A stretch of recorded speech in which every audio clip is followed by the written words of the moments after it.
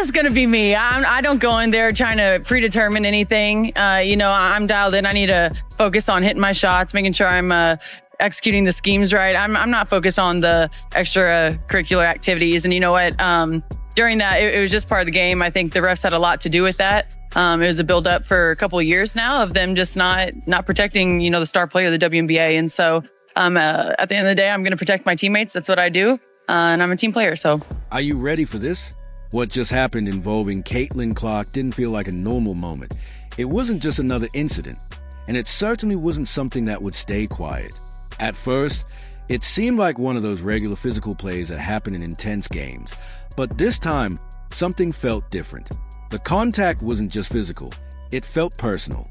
When Angel Reese made that move on Caitlin Clark, you could feel it, not just on the court, but everywhere watching. For a second, everything seemed to slow down. Players looked around. Fans reacted instantly, and Caitlin Clark didn't say anything right away. But that silence made it louder. Moments like that don't end when the whistle blows. They follow you back to the bench, back to the locker room, and sometimes they escalate. That's exactly what happened here. What people didn't immediately see was what was about to unfold within the Indiana Fever environment. Things had already been building, not publicly, not dramatically, but quietly. When a player like Caitlin Clark becomes a center of attention, the energy around her changes.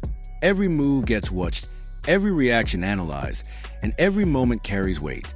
But this time, it wasn't just about Clark. It became about who was standing with her. That's where Sophie Cunningham enters the story. While everyone focused on the moment between Angel Reese and Caitlin Clark, another reaction was brewing. Sophie Cunningham saw it, felt it, and most importantly, she didn't ignore it. At first, it was just a look, a subtle reaction that only those paying close attention would notice. But then it grew into something more. Sophie Cunningham isn't the type of player who just watches things happen. She responds. And according to people close to the situation, that response didn't come later. It came fast. As the game moved forward, the energy shifted, the tone changed, and suddenly, it no longer felt like a normal sequence. It felt like something was building. You have seen players in our league try to toughen up Caitlin. We call her Cece. Cece. Even when I wasn't on her team, I know the talks that Phoenix had in the locker room of no, we're gonna prove her, we're gonna show her what the W really is. You know what I mean? And I get it to a certain extent. And every rookie coming into the league, that's how you're gonna treat them. But Right. There's just more for her. So it's her second year, and now being on her team and seeing it, I'm what are people doing? Actually, it's just too much. Too much. I think we faced some adversity with some injuries this game, but you know what? We're used to that. We've had that at the beginning of the year. This is just another hump that we're going to get over, and we're gonna be okay. And obviously, Sydney went down with that injury in the first quarter. Just what was that like? Just seeing that, and how did that affect the rest of the game? For sure. I mean, it sucks, right? You don't ever want to see anyone be injured on any team. I feel like there's been a lot of injuries this year in the W, harsh ones, I think. And it's just another one. And Sid is still the heartbeat of our team. She's going to be okay. Moments like this don't stay isolated. They connect, they grow, and they turn into reactions. That's exactly what happened here. What began as a single moment between Angel Reese and Caitlin Clark quickly became something much bigger when Sophie Cunningham stepped in, not with words, not with noise, but with presence. And sometimes, presence speaks louder than anything else. When a player steps in like that, it sends a clear message, and everyone felt it. This was no longer just about one play. It was about respect, about boundaries, about who would respond when something crossed the line. In that moment, Sophie Cunningham made it unmistakably clear that she wasn't staying silent. And that's when everything exploded. The focus shifted from what happened to what it caused.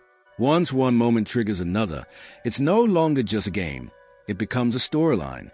Clips began circulating, fans started debating, and people picked sides. Suddenly, it wasn't just Clark versus Reese.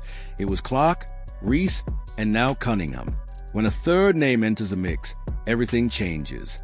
Tension builds, reactions multiply, and energy spreads, and it didn't stay on the court. Online, people started asking the same question. What just happened? To some, it looked like a normal moment, but to others, it seemed like a line had been crossed. And when people start seeing the same moment differently, intensity rises. It's no longer about facts alone, it's about interpretation. And interpretation creates chaos. That's exactly what we're seeing now. All the pressure on us players to make moves. We've made moves. We're waiting on you guys to respond. And at the end of the day, like, I think they're waiting for us players to crack.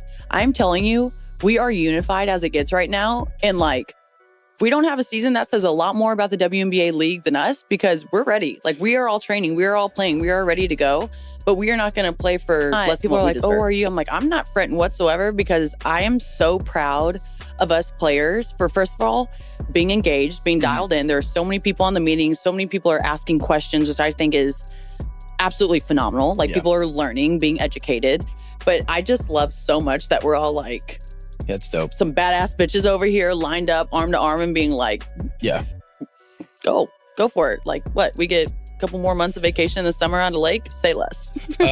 So you think there'll be a season or no? I mean, it's up to the league. It's truly up to the league. But it sounds, from what you've told me, they won't budge for shit. Well, which I think. But neither will you. So no, guess what that and means. that's what I'm saying. So like, as of right now, maybe it's going to get delayed. At the end of the day, we just want to get treated like professional athletes.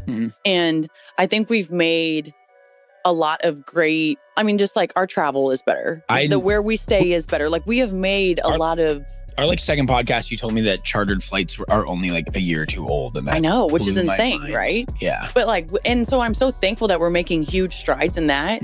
But at the end of the day, it's like, you also got to pay your product. Yeah. Like, we haven't seen the books. They're talking about expenses and how expenses are so, it's like, show us. Like, show us. And like, well, you just have to trust us. There's no way we're trusting you guys. Like, there's no way. Just show us if you're, I don't know. There's just so many little things that are like common sense to me that just never happens.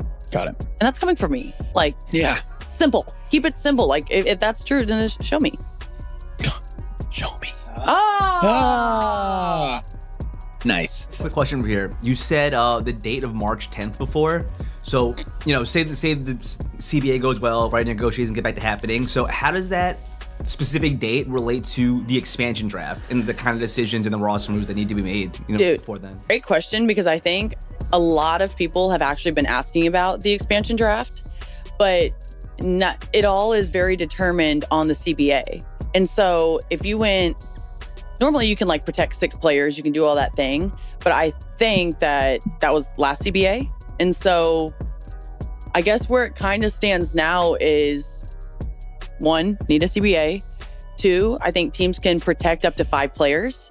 But all that looks different, because are you going to have core players? Are you going to have people who are protected? Like, it's so dependent on CBA that's why it's going to be legit a shit show, because you have an expansion draft, you have the draft out of college, right, after March Madness, and then everyone's a free agent. So it's not like people are restricted. No, like, our whole league is free. So it's going to be a lot. And This situation didn't end when the game ended. It carried over into conversations, into reactions, into everything. Because now this moment has meaning, and meaning is what keeps people watching.